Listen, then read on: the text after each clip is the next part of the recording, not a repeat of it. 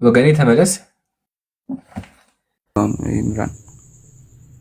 እሺ ምሳሌ አንድ ሳጥናኤል መጥቶ ማለት ነው አምላክ ያበሳጨኛል ካለ አምላክ ምን እያደረገ ነው ያለው? አምላክ ያበሳጨኛል የሚል መልአክ አለ?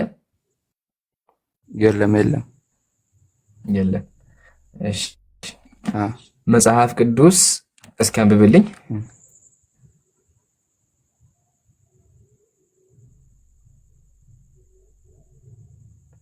የለም ብለው ኮሜንት ላይ ጻፉልኝ። የለም ብላችሁ የለም ነው ያለው። እዚህ ጋር ግን ስናነበው መልአኮቹ እግዚአብሔር ያበሳጨናል አሉ። አምላክ ለምንድን ነው የሚያበሳጫቸው? ሁለተኛ ደግሞ እነሱ ለአምላክ ክብር የላቸውም። እንዲህ ሞዴሬተር ካላችሁ አስገቡ። ወንድሞች መጥተዋል። ዚክር አስገቡ። ኢምራን ያስገባ አይደለም። አቤት እንዳልኩ ምን አልከኝ? እንዳልኩ መጽሐፍ ማለት ነው።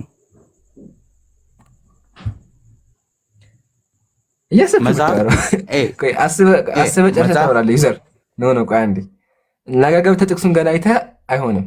አንብብ ነው የተባልከው፣ አናበብከው። እኔ ላንብብልህ በቃ። ከዛ አስበህበት ታወራለህ እንጂ መጽሐፍ ዝም ቆይተህ ደግሞ አሁንም እንደዛ አይሆንም።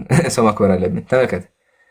በዚያችም ቀን ቅዱስ ሚካኤል የመንፈስ ቅዱስ እውቀቱ ወደ ሐዘን ይወስደኛል ያበሳጨኛል ብሎ ለቅዱስ ሩፋኤል መለሰለት ይላል።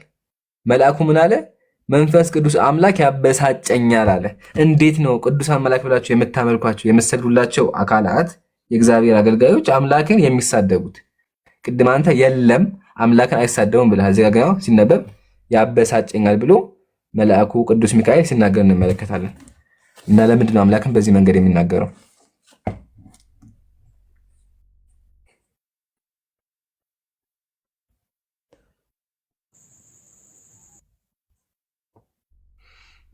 እያሰበበት ነው። በቃ አስብበት፣ ቁጭ ብለህ አስብበት። ከላይ ያለህ ዋንዴ ሰላም ብያለሁ። ሰላም፣ እንዴት ናችሁ?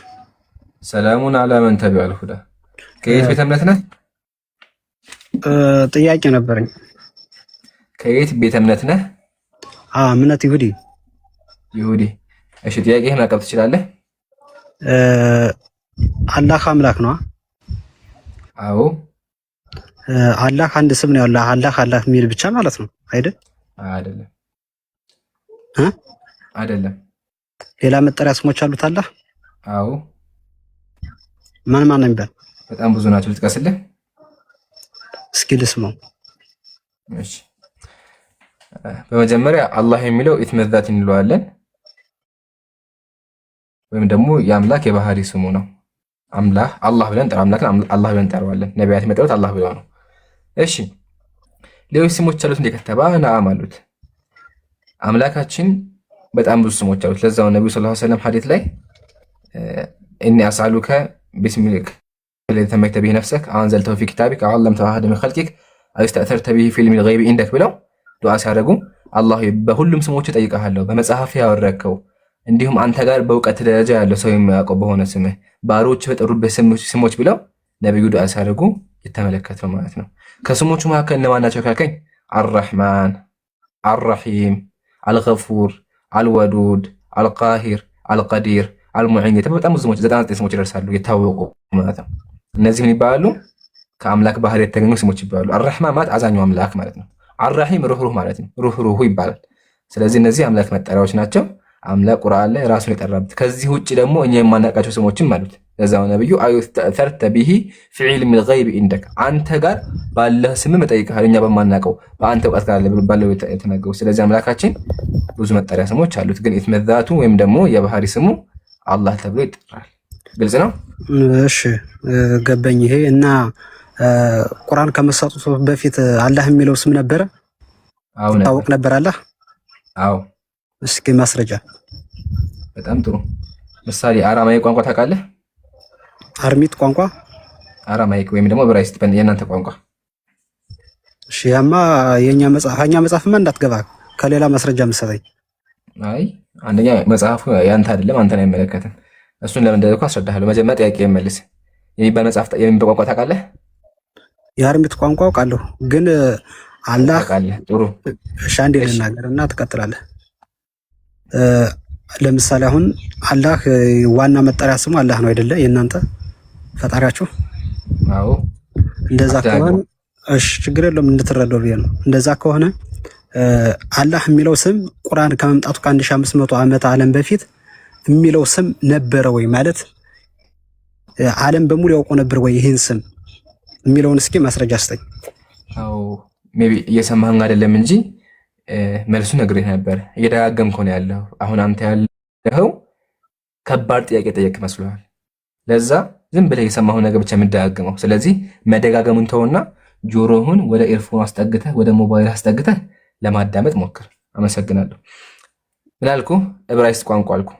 አምላክ አላሁ ሱብሓነሁ ወተዓላ ነቢያትን በአንድ ቋንቋ ብቻ አይደለም የላከው በሁሉም ቋንቋ ልኳል። ለዛ አምላካችን ቢሊሳኒ ቀውሚሂ ብሎ በሚናገረው ቋንቋ ነብይን ልካ ገን የሆኑ ያዕቆብ ዘር የሆኑ ማለት ነው። እንዲሁም የተለያዩ ነቢያት አሉ። እነዛ ሁላ ነቢያት አምላካቸውን አላህ ብለው ነው የጠሩት። አላህ የሚለው ስም መጠሪያ በሴሜቲክ ላንጉጅ ያለ መጠሪያ ነው። ሴሜቲክ ላንጉጅ ምን ናቸው? አረበኛ፣ ዕብራይስጥ፣ አራማይክ። እነዚህ ቋንቋ ላይ የአምላክ ስም አላህ ነው።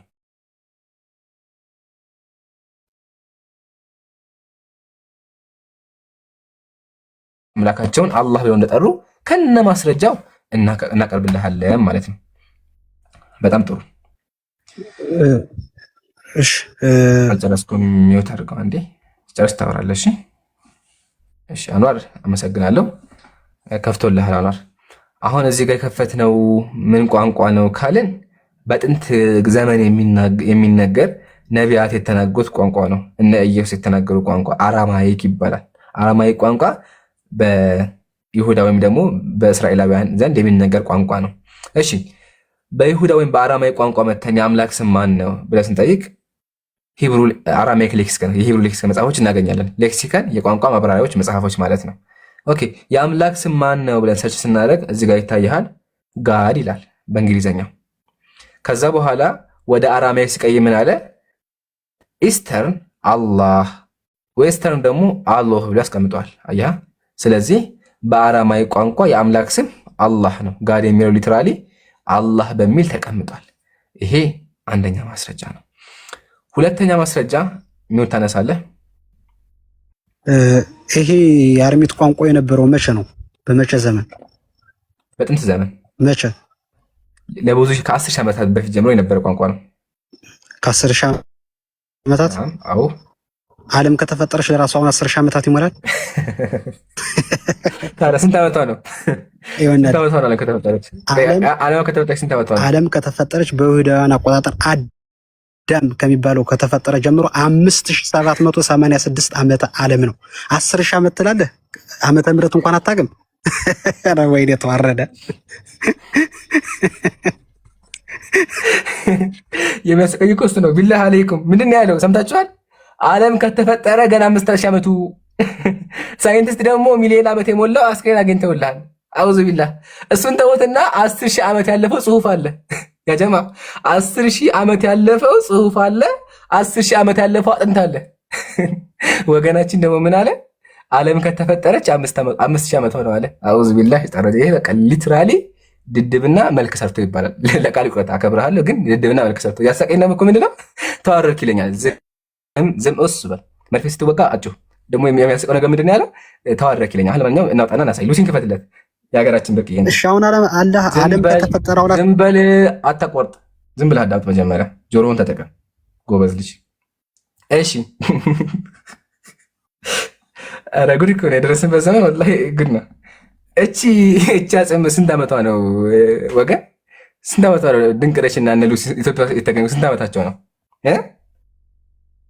እንዲሁም እነዚህ ቅጂዎች፣ እነዚህ መጽሐፎች ይስ እናውጣው እስኪ ቴክስት። የኔን ጥያቄ መልስልኝ እንጂ እሱን ተወና አንዴ ዝም በል አታቋርጥ። መጀመሪያ እናመሰግናለን። እንደሱ ዝም ብለህ አዳምጥ መጀመሪያ፣ ከዛ ትቀጥላለህ። እነዚህ ቅጂዎች ይታያችኋል። እዚህ ጋር የምታዩቸው በቁጥር የተቀመጡት በሙሉ ቅጂዎች ናቸው፣ ወይም ደግሞ ከ10,000 ዓመት በፊት የነበሩ ጽሁፎች ናቸው። አያህ ድድብና አንተ ግን ምን አልከኝ? ዓለም ከተፈጠረች ገና 5000 ዓመት ማለት በጣም ያስቃል። ለማንኛውም ዓለም ከተፈጠረ ብዙ ሚሊዮን ዓመት አሳልፏል። እሺ ሌላ ጊዜ እንዳትዋረድ ይሄን ተማር። ብዙ ሚሊዮን ዓመት አሳልፏል። ኢቭን ኢትዮጵያ ላይ ራሱ ጥንታዊ ቅርሶችን ላገኝ እንችላለን፣ ብዙ ዓመት ያሳለፉ ማለት ነው። አሁን ይሄን ያዘነ ድጋሚ የሚወት አንሳ። እሺ ማውራት እችላለሁ? ትችላለህ። በኋላ ተወራለህ። ቆይ አራማይክ ቋንቋ ምንድን ነው? አራማይክ ቋንቋ ምንድን ነው?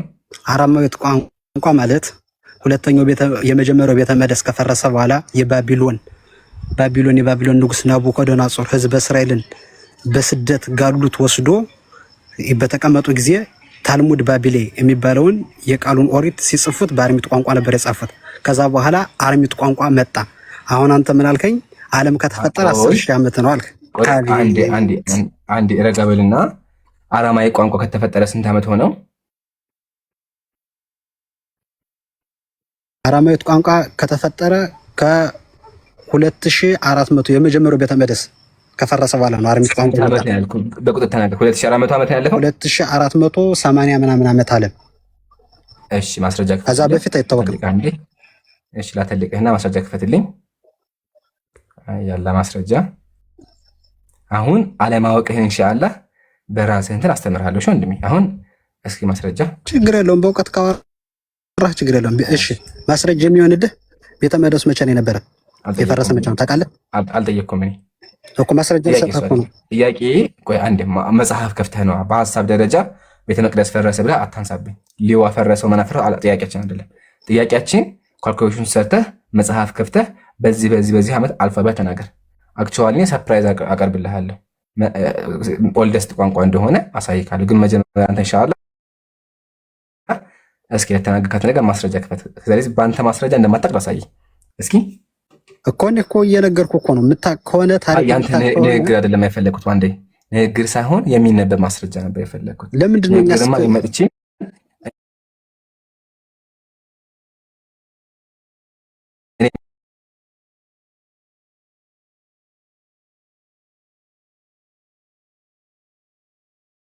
አርሚት ቋንቋ መቼ ነው መጣሽ? አንተ ንገረኝ እስኪ።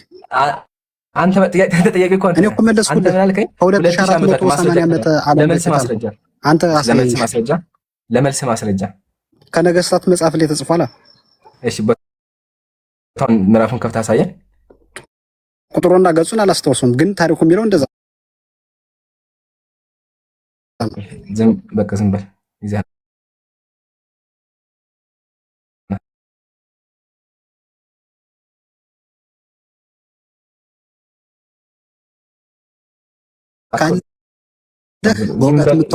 አትወድም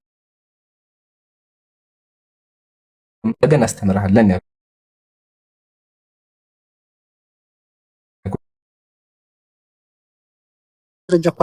ዝም በል መጀመሪያ ማንሳት ያለብህ አንተ ተምረህ ማስረጃውን ስታገኝ ነው። እሺ ወገኔ፣ እስከዛው እኛ እናወራ። አንተ ማስረጃ የለም። ስለዚህ ዝም ብለህ ማዳመጥ ያለብህ ሁሉም ሙስሊሞች አይሁዲ ጋር ማውራት ናቸው። ጉራ ጀመረ። ተዋርዶ አላቅም ብሎ ቦታውን አላስኩም ብሎ አሁን ደግሞ ይጎራል። ዝም በል ምስክሬ ነው። ዝም ብለህ አዳምጥ። መጀመሪያ ተነሳበት ስለሆንክ አውርዶ መውረድ ፈለገ። ደስ አለው ማለት ፈለገ። ሊያመልጥ አሁን ሊሮጥ ነው። ሩጦ ያመልጣል። ዝም ብላችሁት እናንተ ካልሆነ እንደዚህ ብሎ ዝም ብሎ ያዳምጣል። ጎበዝ ልጅ ስታዳመጥ ያምርብሃል። የሚያውቅ ሰው ያዳምጣል። አንደኛ ቢላህ አለይኩም ምን አይነት ሰው እንደሆነ እንዲገባቸው ማለት ነው። ዓለም ከተፈጠረ 5000 ዓመቱ ነው አለ። በጣም ደደመስት አይዲያ። ሰው እንኳን ቢሰናብ የሚስቅብህ እንትን ለምን እንኳን 5000 10000 ዓመት ያለፈው ጽሁፍ አለ ሰው የጻፈው አለ። ብራዘር በጣም ያስቃል።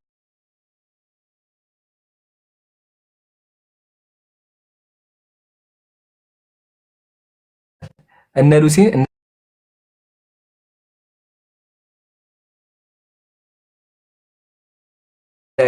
አስከኝ ሄደህ ተመልከት። ከጥያቄው በፊት የቅድሙን እኮ ስጠይቅህ ዝም አልክብኝ። ምን ነው ዝም አልክ? የቅድሙን እኔ ነገ መልሱን ይዤ ተዘጋጅቼ እመጣለሁ። ኦኬ በቃ እንደዛ ይቻላል። ጥያቄው ምን እንደሆነ ግን አስታውሰዋል? ቆይ ግን ለመመለስ መጀመሪያ ጥያቄው ምን እንደሆነ አስታውሰዋል? አዎ። ምንድነው ጥያቄው?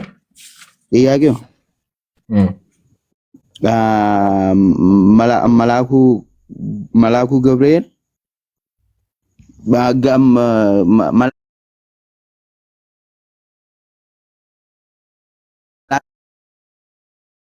እሱ ተቆርጦብሃል። ያቋረኩብኝ ልንገርህ። ምን አልከኝ አንተ? መልአኮች አምላክን አይሳደቡም አልከኝ። እሺ ቅዱሳን ናቸው። እሺ አምላክን የማይሳደቡ ከሆነ ያው የእግዚአብሔር ቃል መጽሐፍ ቅዱስን ስከፍተው መጽሐፍ ሄኖክ ላይ ቅዱስ ሚካኤል አስቡት፣ ዋናው መልአክ ቅዱስ ሚካኤል ምን አለ?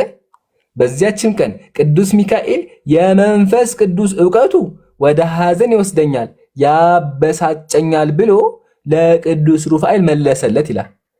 መንፈስ ቅዱስ በክርስትና ከሦስቱ አምላኮች መካከል አንደኛው አምላክ ነው፣ ይመለካል። ስለዚህ ምን አደረገ መንፈስ ቅዱስ? ሚካኤልን አበሳጨው። ሚካኤል አምላክ ላይ ምን አለ? አምላክ ያበሳጨኛል አለ። ቅድም ደግሞ አንተ አምላክ ያበሳጨኛል ብሎ አይናገሩም ብለሃል። ጥያቄያችን የሚሆነው ቅዱስ የተባሉ መላእክት እግዚአብሔርን የሚያመልኩት መልአክ እንዴት ነው አምላክን ያበሳጨኛል ብለው ድንበር አልፎ የሚናገሩት? እነዚህ ናቸው የምታመልኳቸው መጽሐፍ የምጽፉላቸው እነ ሩፋኤል የተባሉ ቤተክርስቲያን ላይ። ይሄ ነው መልስ። እንግዲህ ፈልጊያ እሱን እኮ መልሱን ፈልጌ ይዤ ልመጣለሁና እሺ አሁን ጥያቄ የሆነ ጥያቄ ልጠይቅ ነው። እሺ ሙስሊሞች በማርያም ያምናሉ አያምኑ? በማርያም ያምናሉ ማለት ማርያም ምን እንደሆነች ነው? ማርያም ምን እንደሆነች ኢየሱስን እንደወለደች እንዴ እናምናለን። እንኳን እኛ አይሁዳውያንም ያምናሉ። ልዩነቱን መሰለህ? አይሁዳውያን ማርያም ከወታደር ጋር ተኝታ በዝሙት ወለደችው ይላሉ። እናንተ ደግሞ መንፈስ ቅዱስ መጥቶ አስረገዛት ከዛ አምላክን አረገዘች ትላላችሁ። እኛ ደግሞ መጽሐፉ የሚለውን ይዘን እንላለን። ማርያም አለይሃ ሰላም ጻድቅ ናት፣ የአላህ ሰላም በሷ ይሁንና ጻድቅ ናት።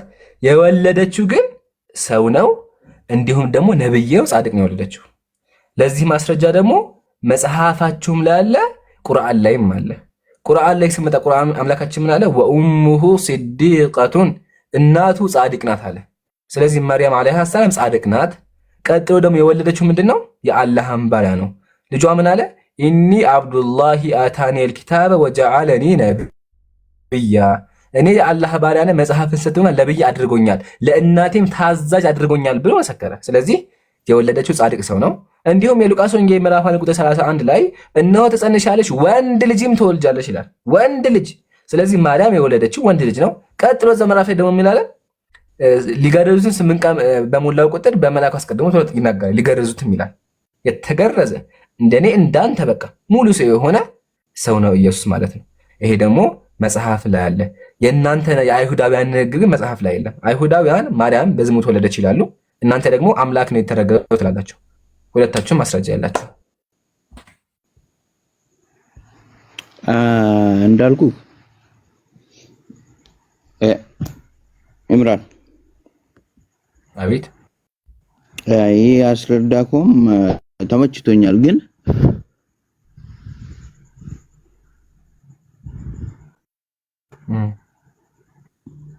የቷፓልት አልተመቸችም። ግን አባባሌ ሀበሻ ግን ካለ ችግር አለ።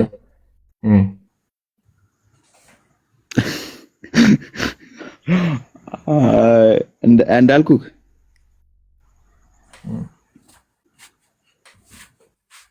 ኧረ ሀቢቢ ቶሎ ቶሎ ረባ አለ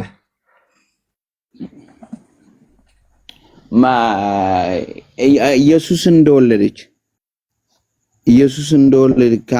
ካመንክ እኮ ኢየሱስን መውለዷን ካመንክ እሱም ፈጣሪ መሆኑን ማመን ነበረብህ። የት ቦታ ነው ፈጣሪ የሚለው? ሳነበውማ ወንድ ልጅ ነው የሚለው። ወንድ ልጅ ቤት ነው። መንፈስ ቅዱስን ነው የወለደችው። መንፈስ ቅዱስን ምንፍቅና በመልክ ይዞ መጣ። አውዝ ቢላህ። አንተ መንፈስ ቅዱስ አስረጋጁ ነው እንጂ የተወለደው አይደለም። መንፈስ ቅዱስ አስረጋዛት እንጂ የወለደችው ኢየሱስ ነው። በመንፈስ ቅዱስ አስረገዛት። ስለ ታዲያ እሱ አስረጋጅ ነው እንጂ የወለደችው እኮ እንትን ወንድ ልጅ ነው የወለደችው ማለት ማርያም የወለደችው ወንድ ልጅ ነው። ራሱ መልአኩ መጥቶ ትጸንሻለሽ ወንድ ልጅም ትወልጃለሽ ነው ያላት። ያ ወንድ ልጅ ደግሞ ወንድ እንደሆነ እርግጠኛ እንድትሆን ማለት ነው። እዛው ቀጣይ ምዕራፍ ላይ ምን ይላል? ሊገርዙትም ይላል። በቃ ወንድ ነው። ያ አረጋገጥክ። የሚገረዝ ነገር አለው። ስለዚህ ወንድ ነው።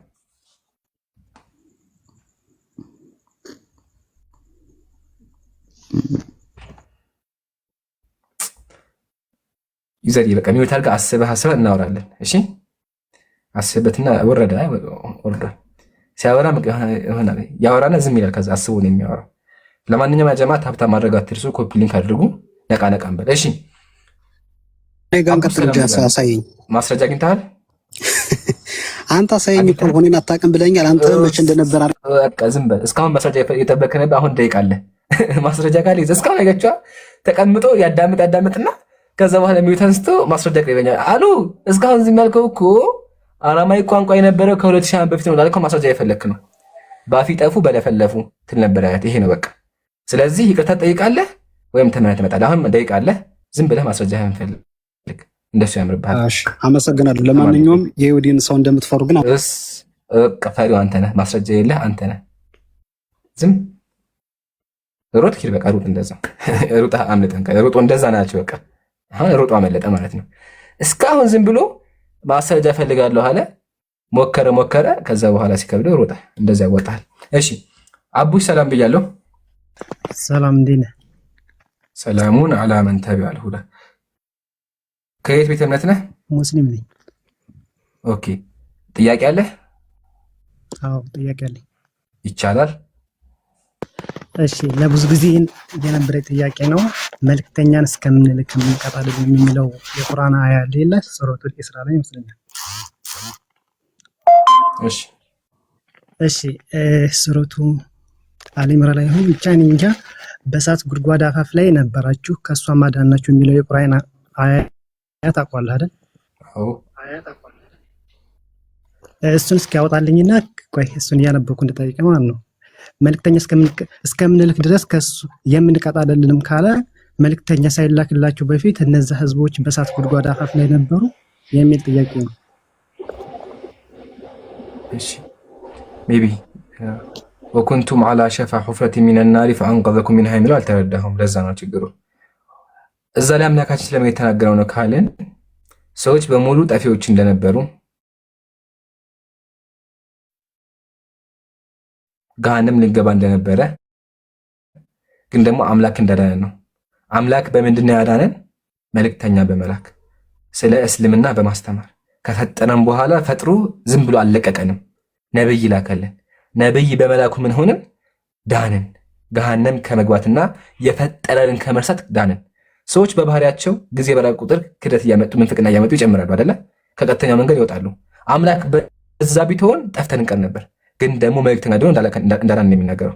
ሱረቱ ኢስራ ደግሞ ያለው ምንድን ነው የሚናገረው? ወማ ኩና ሙዐዚቢና ሐታ ነብዐሰ ረሱላ፣ መልእክተኛ እስከምንልክ ድረስ አንቀጣም አለ። ስለዚህ አምላካችን ሰዎችን የሚቀጣው መቼ ነው? መልእክት ልኮ መልእክቱን ከሰሙ በኋላ ነው ማለት ነው። ሁለቱም ምንም የሚገናኝ ሀሳብ የላቸውም። የተለያዩ ክስተትን የሚያወሩት። እሺ ግን እኔ ያገናኛቸዋን ብዬ አምናለሁ። ለምን እንደሆነ ልንገርህ። እነዚህ ሰዎች ማለት በእሳት ጉድጓድ አፋፍ ላይ ነበራቸው የተባሉ ሰዎች በነብዩ ሰለላሁ ዐለይሂ ወሰለም ዘመን የነበሩ ህዝቦች ናቸው አይደለም? እሱ ነብይ ሆኖ ከመነሳቱ በፊት ያሉ ህዝቦች መልእክተኛ ተላክላቸው ነበር። እነዛ ህዝቦች ነው በእሳት ጉድጓድ አፋፍ ላይ ነበራችሁ ከሷ ማዳናቸው የሚለው መልእክተኛውን በመላክ ነው። እንደዛ ነው የተረዳሁት። አዎ ግን ያልተረዳኸው ነገር አንቀጹ ስለ ሁሉም አካል ነው የሚናገረው። መልእክቱ ስለደረሰው አካል መልእክት ስለሚገባውና ስለሚደርሰው አካል ነው የሚናገረው። ኦኬ አንደኛ ይሄን ያዝልኝ። ሁለተኛ ደግሞ አዳናችሁ ሲባል ጥቅላዊ ደረጃ አንድ ሰው ስለ አምላክ ካላወቀ ገሃነም ይገባል። ይሄ እውቀቱን ማለትም ገሃነም ገቢ ነው የሚሆነው አምላኩን ከካደ ማለት ነው። አያ አምላክን ከካደ ምንድን ነው የሚሆነው? ገሃነም ነው የሚገባው። አሁን ይሄን ከተስማማን አምላክ አንድ ሰው ከካደ ገሃነም እንደሚገባ ካመንክ ማለት ነው። ቀጥሎ ሱረቱ ኢስራ ላይ አምላካችን ምን አለ? ወማ ኩና ሙዐዚቢና ሐታ ነብዐሰ ረሱላ፣ መልእክተኛ እስከምንልክ አንቀጣም ማለት። ይሄ የሚያወራው አንድ አካል መልእክተኛ ተልኮት መልእክቱን ስለመስማቱና ስላለመስማቱ ነው። ያኛው ደግሞ በጥቅል ደረጃ ሰው አምላክን ከካደ በኋላ መልእክተኛ ካልተላከለት ገሃነም እንደሚገባ እንዲሁም ደግሞ አምላክ ነቢያትን ልኮ እንዳዳነን ነው የሚናገረው። ምንም ኮንትራዲክት አያደርጉም። በጥቅል ደረጃ ላይ ያልኩህ ትክክል ነህ። ትክክል ሀሳብ አለ። እሱም ምንድነው አንድ ሰው ስለ አምላክ ካልሰማ ገሃነም ሊገባ ይችል ነበር። ያ ግን አምላክ በምን አዳነን? በማስተማር። ሲቀጥል ወማ ኩና ሙዐዚቢን የሚለው እኮ ጥቅል ተቀመጠ እንጂ የውመል ቂያማ እኮ መፈተናቸው አይቀርም። ፈተና ይቀርብላቸዋል። ግልጽ ነው። እሺ ግልጽ የሆነ ይመስላል። ግን በቃ እሺ ይሁን። ጀዛከላህ ኸይራን ወያ ከቢቢ። እሺ እዮብ ሰላም ብያለሁ። ወጀማ አብሮ ይስጥልን። ጥያቄ ነበር። አንድ ሚሊዮን ልንገባ 1600 የቀረ ኮሜንት ላይ እኮ አሁን እያየሁ ነውና ማሻአላህ